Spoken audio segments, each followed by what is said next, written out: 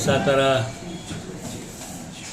शहरातील सर्व प्रिंट मीडियाचे प्रतिनिधी, इलेक्ट्रॉनिक्स मीडियाचे प्रतिनिधी, सर्व यूट्यूब चॅनलचे प्रतिनिधी, आज आपल्या सगळ्यांना मी प्रेसच्या निमित्तानं मी आणि अनिल देसाई जिल्हा परिषद सदस्य कुकुरवाड गट आणि संदीप साळुंके मांडवे जिल्हा परिषद सदस्य निमसोड गट, आम्ही आज दोघांनी आपल्या सगळ्यांना प्रेसच्या निमित्तानं बोलवलं आहे. या निमित्तानं मी आपल्या सगळ्यांचं इथं पत्रकार बांधवून, कारण तुमच्यातलाही पत्रकार बांधवून मी तुमचं मनापासून इथं स्वागत करतो. आपल्या सगळ्यांना माहिती आहे आज इथं का बोलवलं आहे. काल रात्री आम्हा दोघांना महाबळेश्वर कोर्टाने जामीन दिला. तुमच्या सगळ्यांच्या मनामध्ये प्रश्न पडला असेल की अनिल देसाईंना माहिती आहे पण जामीन यांना घ्यावा का लागला. 20 तारखेला या महाराष्ट्राच्या इतिहासामध्ये एक काळा दिवस उजळला. यशवंतराव चव्हाण साहेबांच्या या जिल्ह्यामध्ये यशवंतराव चव्हाण साहेबांनी ज्या जिल्हा परिषद, पंचायत समिती आणि स्थानिक स्वराज्य संस्थेच्या स्थापनेमध्ये मोठा वाटा घेतला आणि महाराष्ट्र राज्याचे एक पहिले मुख्यमंत्री म्हणून स्थानिक स्वराज्य संस्थांच्या माध्यमातून छोट्या मोठ्या कार्यकर्त्यांना राजकारणात यावं यासाठी या संस्था निर्माण केल्या. आणि अशा यशवंतराव चव्हाण साहेबांच्या सातारा जिल्हा परिषदमध्ये अध्यक्ष आणि उपाध्यक्ष निवडीच्या दिवशी मी आणि संदीपदादा मांडवे आम्ही दोघेजण लोकशाही पद्धतीने, घटनात्मक पद्धतीने आम्हाला जो संविधान डॉक्टर बाबासाहेब आंबेडकरांनी जो अधिकार दिला होता, आम्हाला मूलभूत मतदानाचा जो अधिकार होता तो बजावण्यासाठी आम्ही दोघेजण जात होतो. जिल्हा परिषदच्या सभागृहाच्या गेटच्या बाहेर साधारण साध्या वर्षातल्या जवळजवळ 50च्या वरती पोलीस तिथे उभे होते आणि मतदान प्रक्रियेमध्ये आम्ही जाऊ नये यासाठी आम्हा दोघाला तिथं अडवलं. पोलिसांनी फार मोठ्या प्रमाणे अमानुषपणे बळाचा वापर करून आम्हाला अक्षरशः जनावरासारखं ओढत हे सभागृहाच्या तिथून बाहेर आणलं. मागच्या गेटमधून गाडीत घातलं आणि पोलीस आम्हाला मोळाच्या वड्यावरनं असंच फिरवत मोळाच्या वड्याच्या दिशेनं पोलीस आम्हाला घेऊन चालले होते.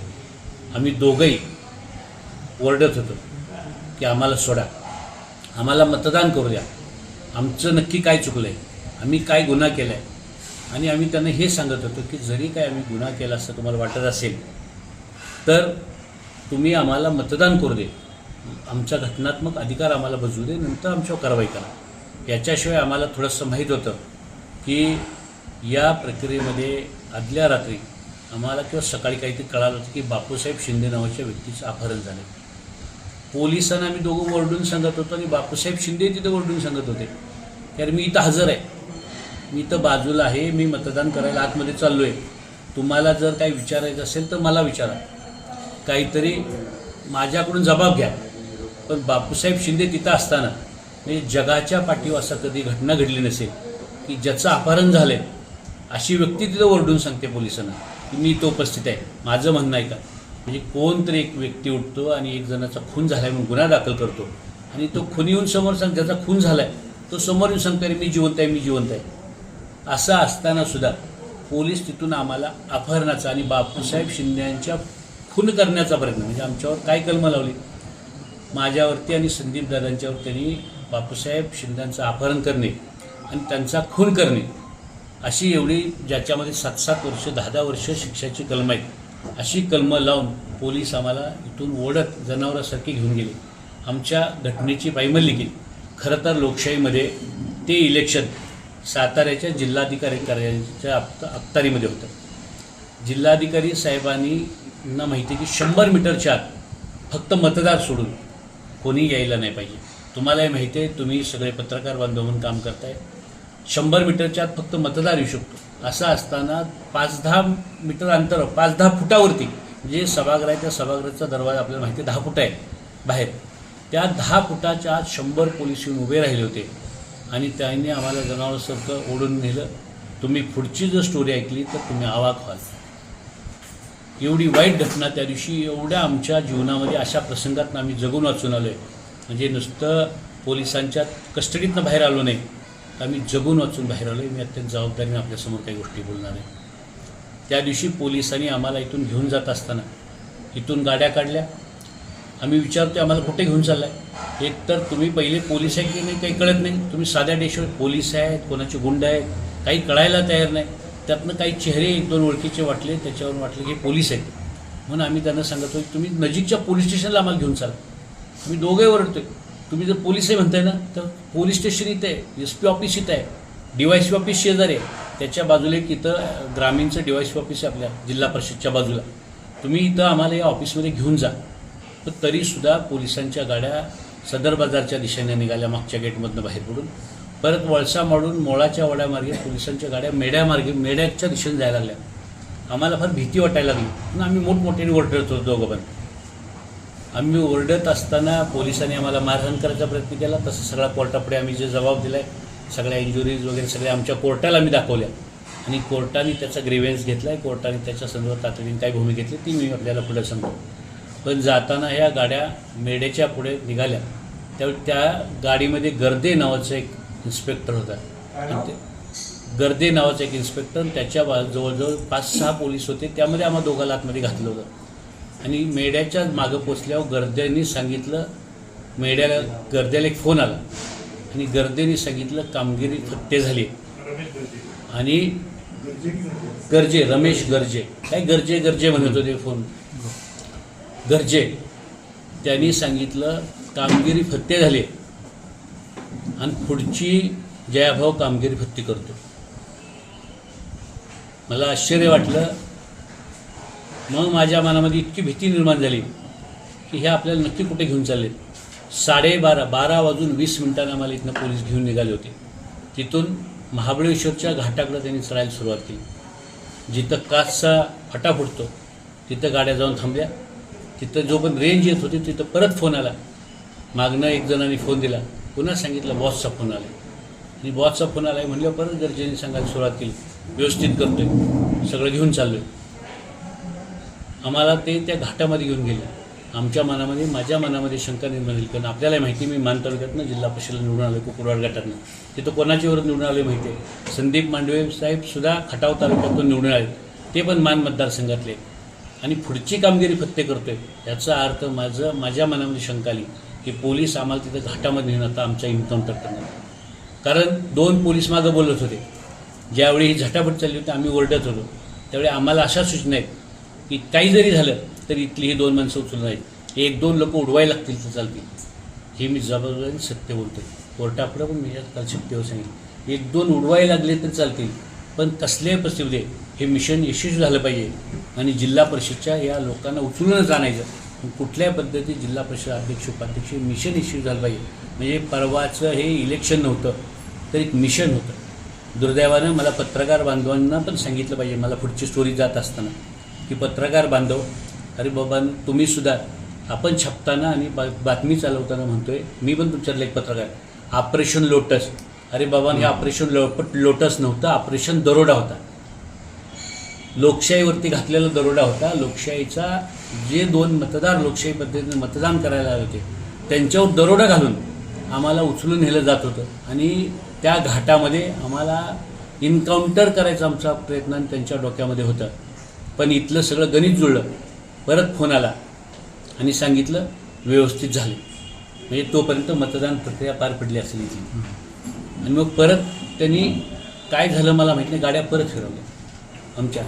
थोडंसं आम्हाला बरं वाटलं की आता आम्ही परत सांगितलं झालं आहे तुमचा. मी बोललो, संदीप दादा बोलले की आता तुमचा उद्देश सफल झाला आहे.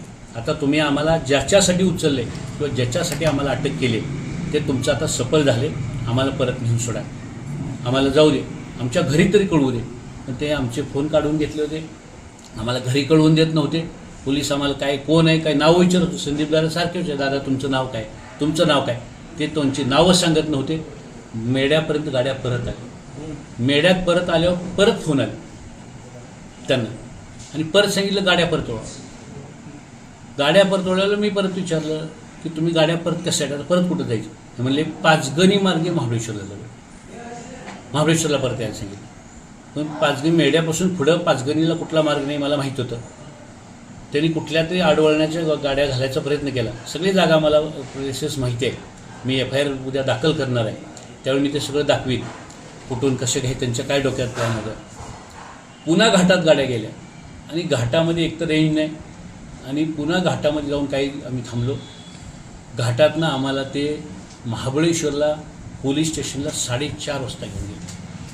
12:30 वाजता 12:20 इथून आम्हाला उचललेलं. आमच्या पोटात अन्न नाही, पाणी नाही, सकाळपासून आम्ही बाहेर पडलेलो आणि 4:30 वाजता आम्हाला स्टेशन डायरी नोंद्या महाबळेश्वरला 4:30 वाजेपर्यंत घेऊन गेले. त्यांच्या डोक्यात फार वेगळा प्रिप्लॅन होता. महाबळेश्वरच्या घाटातच आम्हाला संपवायचं. तर मिशन फत्ते करतो गरजे सांगत होतं.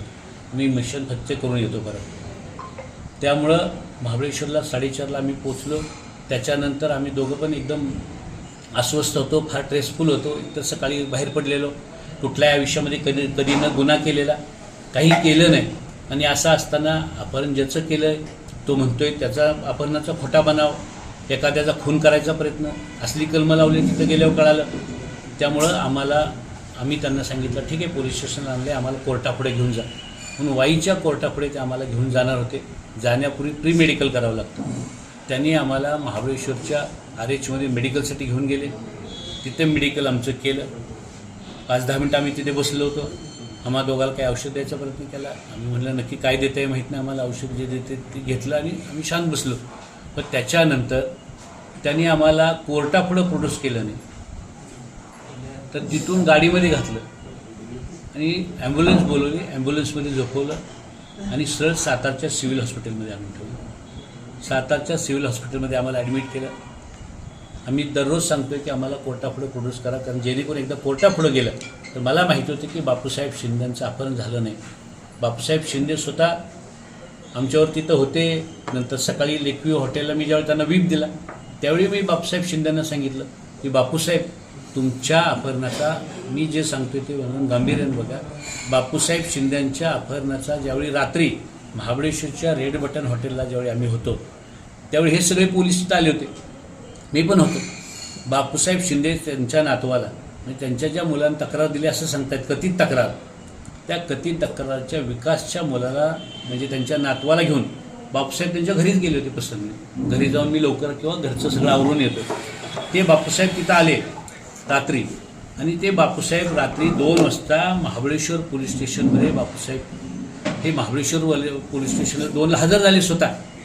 आणि पोलीस स्टेशनला बापूसाहेब सांगत आहेत की माझं अपहरण झालं नाही, मी तर आहे महाबळेश्वर पोलीस स्टेशनला, माझा जबाब घ्या. पोलिसांनी जबाब घेतला नाही. त्याच्यानंतर सगळा प्रकार लक्षात आल्यावर बापूसाहेब शिंदेंनी मला सकाळी 9 वाजता सांगितलं व्हीप देताना की मी पहाटे 5 वाजता वाईच्या DYSP समोर जाऊन हजर राहिलो आहे.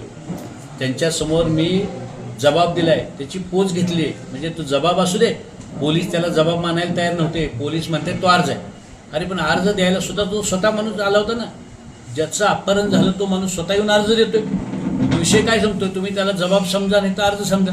पण त्याचा जबाब समजा, अर्ज समजा, आम्हाला तुम्ही का त्याचं खुनी करताय, आम्हाला त्याच्या अपहरणामध्ये का आरोपी करताय.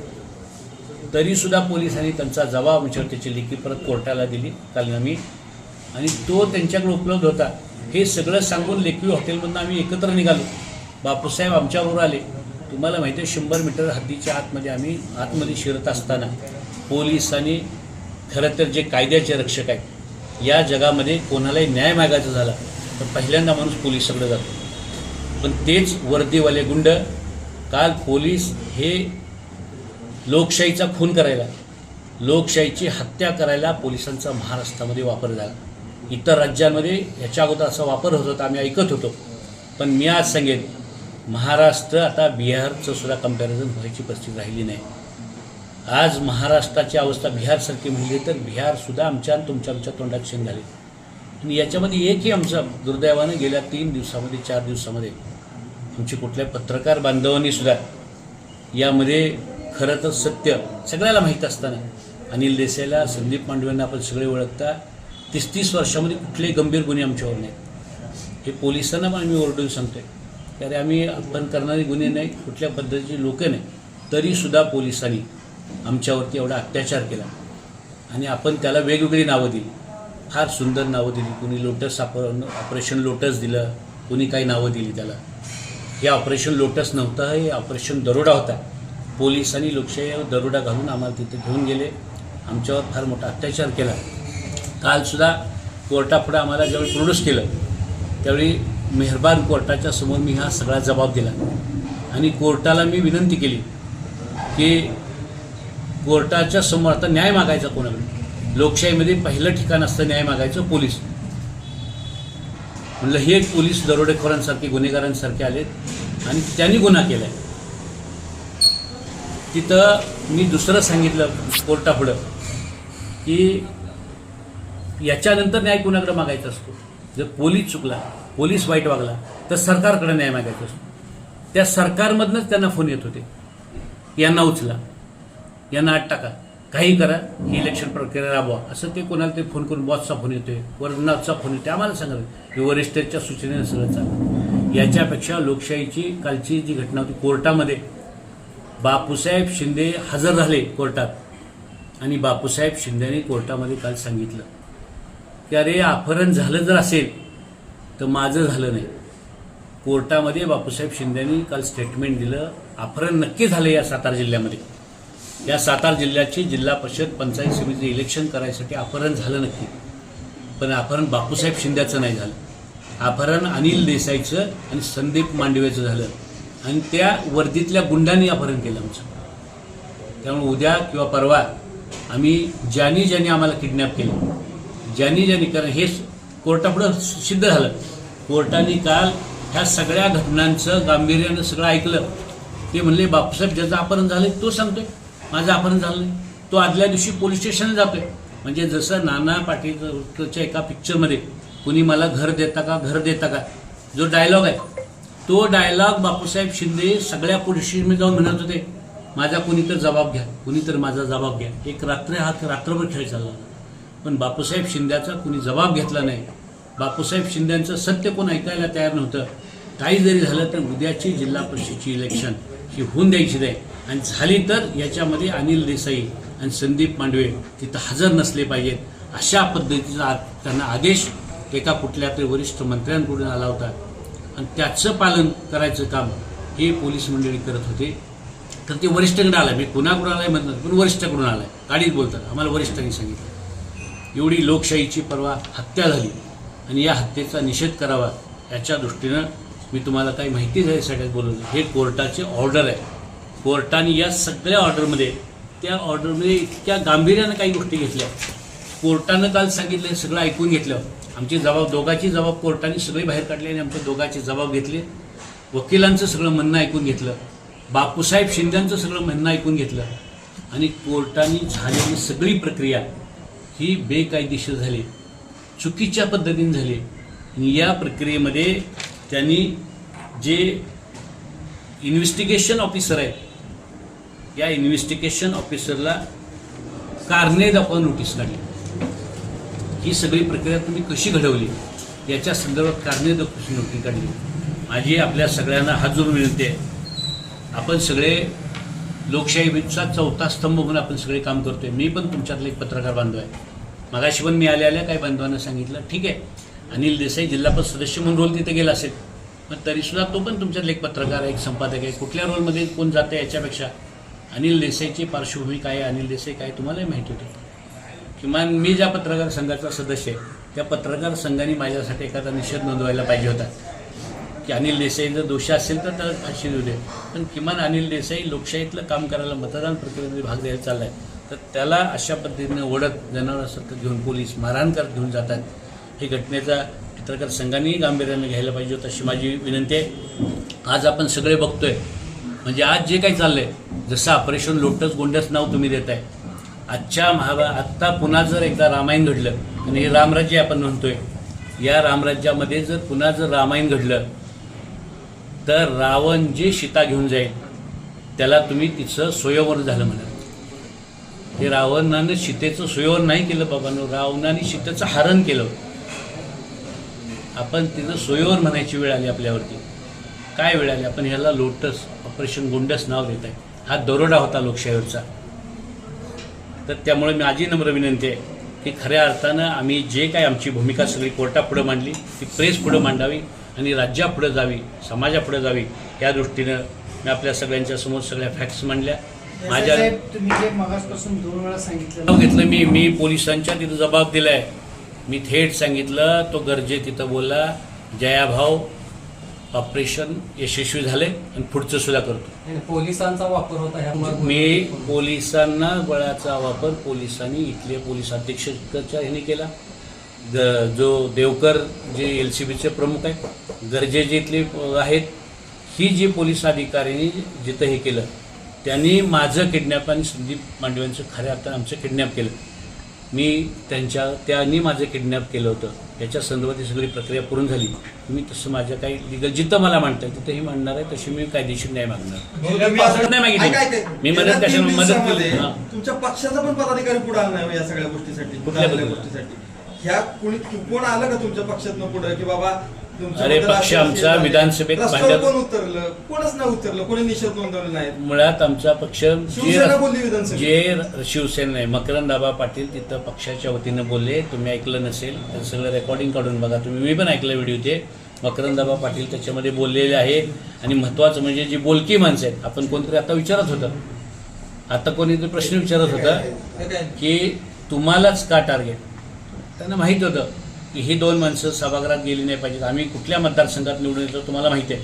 आम्ही 2 जण मान खटाव या विधानसभा मतदारसंघात निवडून आलो आणि त्यामुळं मान खटावच्या मतदारसंघातल्या 2घांना टार्गेट केलं. ते कोणी केलं असेल तुम्हाला दिसतंय ना सगळं. कोण टार्गेट करत आहे, कुणी ते विकास शिंदेवर, त्याच्या बऱ्याचशा गोष्टी आज मला पुरावे पुढे आणायचे नाहीत. विकास शिंदे पाचवडच्या इथं विकास शिंदेला कोणी बोलवून घेतलं, सगळे पुरावे आहेत माझ्याकडे. म्हणतो हे कोर्टात मी पुरावे दिले म्हणूनच ही ऑर्डर आली. एवढी गंभीर ऑर्डर निघू शकत नाही. संदीप शिंदेचं म्हणणं घ्या, मग मी प्रश्नाचे उत्तर देऊ. प्रूव्ह झाले. 100% करणार आहे. 100% गुन्हे दाखल करणार. परवा सर्वप्रथम सर्व पत्रकारांचं मी मनापासून आभार व्यक्त करतो. आपण इथं आमच्या पत्रकार परिषदेला उपस्थित राहिलो. 20 तारखेला जो काही प्रकार घडला तो संपूर्ण आपण TV चॅनलच्या माध्यमातून दाखवला. हे घडत असताना भाऊंनी आपल्याला सांगितलं की शिवसेनेचा व्हीप माननीय पालकमंत्री महोदयांच्याकडे होता आणि राष्ट्रवादी काँग्रेसचा व्हीप हा मकरंद पाटील साहेबांच्याकडे होता. मग त्या ठिकाणी आमच्यावर आदल्या दिवशी रात्री 19 तारखेला संध्याकाळी 10 वाजता आम्ही ज्या हॉटेल रेडबनमध्ये महाबळेश्वरमध्ये राहायला होतो त्या ठिकाणी पोलीस आले. पोलिसांनी त्या हॉटेलची अक्षरशः बाथरूमची सुद्धा जाऊन दारं उघडली. महिला जिथं आमच्या राहत होत्या, महिला सदस्य, त्यांच्या रूममध्ये जाऊन त्यांनी झाडाझडती घेतली. तिथं कोण आहे काय सगळी चौकशी केली. म्हणजे बापूसाहेब शिंदेंचं अपहरण झालेलं आहे अशा पद्धतीची माहिती आम्हाला मिळाली. मग त्या ठिकाणी खरं बघितलं तर थोड्या वेळानंतर त्या ठिकाणी बापूसाहेब शिंदे स्वतः महाबळेश्वर पोलीस स्टेशनमध्ये गेले. त्यांनी आपला जबाब नोंदवला की माझं अपहरण वगैरे काही झालेलं नाही आणि मी एकदम सुरक्षित आहे. उलट मीच या सर्व सदस्यांची देखभाल करतोय, मी वयानं ज्येष्ठ आहे असं त्यांनी काल जबाब सुद्धा दिलेला आहे. नंतर ते 5 वाजता वाई पोलीस स्टेशनला गेले. वाई पोलीस स्टेशनला गेल्यानंतर त्या ठिकाणी त्यांनी वाई पोलीस स्टेशनमध्ये सुद्धा आपला अर्ज दिला आणि अर्ज देत असताना सांगितलं माझं अपहरण वगैरे काही झालेलं नाही, मी एकदम सुरक्षित आहे. त्यानंतर ते घरी गेले. त्याने आंघोळ वगैरे करून नंतर आम्हाला हॉटेल रेडबनला महाबळेश्वरला सकाळी 8 वाजता गाडीत लक्झरीत बसायला स्वतः बापूसाहेब शिंदे आले. ते आल्यानंतर आम्हाला या ठिकाणी आम्ही हॉटेल लेकव्ह्यूला आलो. लेकव्ह्यूला हॉटेलमध्ये आल्यानंतर पक्षाचा अध्यक्ष उपाध्यक्षाच्या निवडीच्या संदर्भात श्रेष्ठींची बैठक झाली. त्या बैठकीमध्ये अध्यक्ष आणि उपाध्यक्ष पदाचे उमेदवार ठरल्यानंतर आम्हाला तिथपर्यंत काही सुद्धा माहिती नव्हती. स्वतः ही कुणकुण लागल्यानंतर पालकमंत्री महोदयांच्याकडं आणि माननीय नामदार मकरंद आबांच्याकडं पक्षाचा व्हीप असल्यामुळं त्याने आम्हाला सांगितलं की तुम्ही आमच्या गाडीत बसा, म्हणून अनिल भाऊ आणि आम्ही स्वतः पालकमंत्री महोदयांच्या गाडीत बसून मतदान केंद्रापर्यंत येत होतो. आम्हाला तोपर्यंत याची काही सुद्धा कल्पना नव्हती की मग त्या दिवशी झालं होतं काय तर सकाळी 9:30 का 10च्या दरम्यान सातारा शहर पोलीस स्टेशनला बापूसाहेब शिंदेचं अपहरण झालं अशा पद्धतीची तक्रार दाखल झाली. म्हणजे आदल्या दिवशी रात्री तक्रार दाखल झाल्यानंतर त्याचं निराकरण केलं. त्या व्यक्तीनं स्वतः बापूसाहेब शिंदेनी जाऊन सांगितलं माझं अपहरण वगैरे काय झालेलं नाही. मग जाणून बुजून दुसऱ्या दिवशी सकाळी 10 वाजता सातारा शहर पोलीस स्टेशनला तक्रार होते. म्हणजे ह्याच्या पाठीमागचा हेतू आपल्या सर्वांना समजून आला. मग काय झालं, आम्ही त्या ठिकाणी जिल्हा परिषदमध्ये मतदानासाठी गेलो असता मी स्वतः लिफ्टमध्ये बसून 4थ्या मजल्यावर गेलो. अक्षरशः म्हणजे ध्यानीमनी सुद्धा नसणार नव्हती अशी गोष्ट घडली. मला अक्षरशः 25 ते 30 पोलिसांनी मला अक्षरशः म्हणजे सगळी मागणं पुढणं, कोणी हाताला, कोणी पायाला, छातीला, मागणं कमरला, म्हणजे जिथं जेवढं मला जिथं ज्या ज्या ठिकाणी पकडता येईल त्या ठिकाणी पोलिसांनी पकडून मला अक्षरशः जेरबंद केलं. परंतु त्याही परिस्थितीमध्ये मी मतदान केंद्रापर्यंत पोचायचा कसोशीनं प्रयत्न केला. अक्षरशः म्हणजे माझ्या कपडे फाटली. तुम्ही माझे कपडे बघितले असतील, माझी पॅन्ट सुद्धा फाटली, शर्टाला बटन राहिलं नाही, बनियन सुद्धा फाटला. आणि त्या परिस्थितीमध्ये मी जिथपर्यंत मेटल डिटेक्टर लावलेले होते तिथपर्यंत जाऊन पोचलो. मला स्वतः पालकमंत्र्यांनी सुद्धा मला तिथपर्यंत पोचायसाठी प्रयत्न केला. मकरंद पाटील आबांनी सुद्धा मला तिथपर्यंत पोचवायसाठी प्रयत्न केला. नितीन काका पण होते. पण नंतर मी तिथं गेल्यानंतर ज्या मेटल डिटेक्टर पर्यंत पोचलो त्या ठिकाणी तोपर्यंत ज्या पोलिसांनी मला पाठीमागून अडवलेलं होतं ते पोलीस तिथपर्यंत पोचले आणि पुढे मेटल डिटेक्टरला लागून गणवेशातील जवळपास 8 ते 10 ऑफिसर लोक होते. बरं, आपण कायद्याचा सन्मान राखणारे आम्ही कार्यकर्ते आहोत. भाऊने आता सांगितलं की संदीप मांडवे आणि अनिल देसाईंच्यावर कुठल्याही पोलीस स्टेशनमध्ये सिंगल कसल्याही पद्धतीचा गुन्हा पर्यंत कुठल्या पोलीस स्टेशनला नाही. आणि अशा पद्धतीनं आम्ही संविधानानं आखून दिलेल्या भूमिकेबरोबर काम करणाऱ्या राजकारणामध्ये कार्यकर्ते आहोत. आणि त्या ठिकाणी पोलिसांच्या वर्दीचा आम्ही आदर राखून तिथं थांबलो आणि पाठीमागून आलेल्या पोलिसांनी आम्हाला साध्या गणवेशातल्या आम्हाला पकडलं. अक्षरशः त्यावेळेला भाऊंना तर त्याच्या अगोदर खाली घेऊन गेले होते. मला त्यानंतर त्यांनी खाली अक्षरशः ओढत फरफटत नेलं. म्हणजे शेवटी 25 माणसांच्याकडून माझी ताकद कुठपर्यंत चालणार. मी खाली जाताना अक्षरशः बघितलं की त्यावेळेला पालकमंत्री महोदयांना धाप लागलेली होती. मकरंद आबा बेचैन झालेले होते. नितीन काका पायरीच्या खाली होते. त्यांना अक्षरशः पोलिसांनी गारडा अशा पद्धतीने घातलेला होता की एखादा म्हणजे सामान्य कार्यकर्त्याला ज्या पद्धतीनं पोलीस धमकवतात त्या पद्धतीनं त्यांच्यावर सुद्धा आरेरावीची भाषा पोलिसांनी केली. म्हणजे आणि हे करत असताना त्याने आम्हाला अगोदर प्लॅन ठरलेला होता. त्यांचं नियोजन ठरलेलं होतं की त्या कटामध्ये कशा पद्धतीनं कुठल्या जिन्यानं कसं घेऊन जायचं. आम्हाला झेडपीनं भाऊनी सांगितलं नाही, झेडपीच्या पाठीमागच्या म्हणजे जिल्हा परिषदची मुख्य इमारत आहे त्याच्या पाठीमागे टाउन प्लॅनिंगच्या ऑफिसच्या बरोबर समोर ज्या मधल्या पॅसेजमध्ये एक गाडी उभी राहिलेली होती आणि त्या गाडीमध्ये अक्षरशः आम्हाला धाप लागली. त्या गाडीमध्ये आम्हाला बसवलं. गाडीमध्ये बसवून जे आता नवीन छत्रपती शिवाजी महाराज ऑडिटोरियम आहे त्या ऑडिटोरियमच्या स्लॅबच्या खालनाने आपला क्लब सातारा क्लब आणि जेडपी ग्राउंडच्या मधला जो पॅसेजचा रस्ता आहे त्या रस्त्यानं आम्हाला सिव्हिलच्या हॉस्पिटलच्या खालच्या बाजूनं मुता चौकातनं डायरेक्ट मोळाच्या वाड्यामार्गे महाबळेश्वरला नेला. अक्षरशः भाऊने सांगितलेली परिस्थिती अशी आम्हाला नेताना एकाही कार्यकर्त्यानं बघितलं नाही. आम्हाला नेलेलं कुठल्याही तिराईत व्यक्तीला माहित नाही. आमच्या मनामध्ये प्रश्नांचं काहूर माजलं की हे पोलीस नेऊन आपला एन्काउंटर करतील का काय अशी भीती माझ्या मनामध्ये उत्पन्न झाली. त्यानंतर त्यावेळेला माझ्याकडे मोबाईल होता. त्या मोबाईलवरून मला फोन येत होते सारखे. माननीय नामदार मकरंद आबांचा सुद्धा मला फोन आल्यानंतर मी तो फोन उचलायचा प्रयत्न केला. त्या संबंधित गरजे म्हणून ऑफिसर आहे त्यानं माझा फोन काढून घेतला. माझ्याबरोबर फोनवरनं सुद्धा बोलून दिलं नाही. त्या ठिकाणी त्या जात असताना मेढा झाला. मेढ्याच्या पुढे गेल्यानंतर केळघर गाड्या मी माघार आणली. केळघरच्या घाटात गेल्यानंतर पुन्हा दुसऱ्यांदा फोन आला की आता तुम्ही नका डायरेक्ट महाबळेश्वरला जावा. मग पुन्हा आम्ही महाबळेश्वरला गेलो. म्हणजे वाटेत असताना आम्हाला तू गरजे म्हणला. अहो म्हणलं साहेब आमच्या माणसांना तर तुम्हाला कळू दे आम्ही कुठं आलोय, तुम्ही आमचा घात केला काय केलं. त्यानं मला सरळ सांगितलं रिव्हॉल्वरनं मारून टाकीन गोळ्या घाले. अशा पद्धतीनं त्या गरजेनं माझी खूप मोठा दहशत आमच्या दोघांच्यावर माजवायचा प्रयत्न केला. आम्हाला कुणाशीही संपर्क साधू दिला नाही. आमचं मोबाईल त्यानं जप्त केलं म्हणजे आणि तिथनं आम्हाला महाबळेश्वर पोलीस स्टेशनमध्ये घेऊन गेले. महाबळेश्वर पोलीस तिथं त्या पोलीस स्टेशनमधून ह्यांनी सांगून आम्हाला नंतर महाबळेश्वरच्या ग्रामीण रुग्णालयात आम्हाला वैद्यकीय तपासणीसाठी नेलं आम्हाला. आणि षडयंत्र कोणी रचलंय हे आपल्या सर्वांना ज्ञात आहेच. काही प्रश्न त्यावेळी आम्ही लढत असताना सर्वसामान्य माणसांचेच प्रतिनिधी आम्ही आहोत ना. मी 40,000 मतातनं निवडून आलो, हे पण साधारण 38-39,000 लोकांच्या मतातनं आम्ही निवडून लोकशाहीतनं निवडून आलेले मंडळ. आम्ही काही स्वीकृत सदस्य नाही, सिलेक्टेड यादी नाही. जर अशा पद्धतीनं प्रशासन वागायला लागलं तर या देशामध्ये इलेक्शन पण घेऊ नका ना. मग इलेक्शन घ्यायची गरजच राहिली नाही या देशात. डायरेक्ट आपली यादी ठरवून वर्ण पाठवा. ही 65 लोक या सातारा जिल्हा परिषदेचे जिल्हा परिषद सदस्य राहतील. सामान्य माणसाला सुद्धा आता पोलिसाचा फार मोठा धाक आहे. आम्ही बघतोय मानखळमध्ये, खटावमध्ये किंवा तिकडचे जाऊन पोलीस स्टेशन आहे. आमच्या इकडच्या पोलीस स्टेशनमध्ये सामान्य माणूस जातच नाही, आता जातच नाही. मुलाची धिंड काढली त्या आम्ही इलेक्शनमध्ये सगळे होतो. तो माझ्या पळसवड्याचा मुलगा आहे. मी माहिती आहे, या सोनोनी नावाच्या एका PIने ज्या मुलाची धिंड काढली त्या मुलाचं 15 वर्ष वय आहे. पळसवड्याचा तो राष्ट्रीय म्हणजे खेळाडू मुलगा आहे. त्याचा वडील न्याय मागतोय. आम्ही या सगळ्या न्याय मागण्यासाठी कोल्हापूरच्या आईजी ऑफिसला बसले. आम्ही एक नेलं पोलिसांनी. आम्ही 1 महिना ऐका ना, हा विषय थोडा डायव्हर्ट होतोय. मी त्याच्यावर बाईट पण देतो मी तुम्हाला सेपरेट.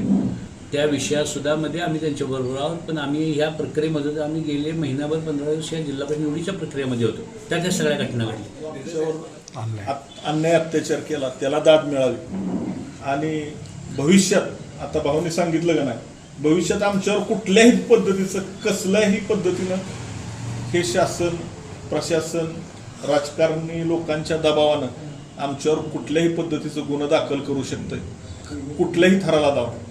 त्याच्यामुळं इथनं पुढं म्हणजे या पोलीस प्रशासनावर आमचा विश्वासच राहिला नाही. काल मी एका YouTube चॅनलची मुलाखत बघितली की खाकीपेक्षा गार्दी बरी, परंतु माझं तर मत असं आहे खाकीपेक्षा पारदी बरी. पारदी तर विश्वासानं राहते, ती काम करते ती, पण ही खाकीवाले अजिबात सुद्धा नाही. ती पारदी बरी म्हणायची पाळी.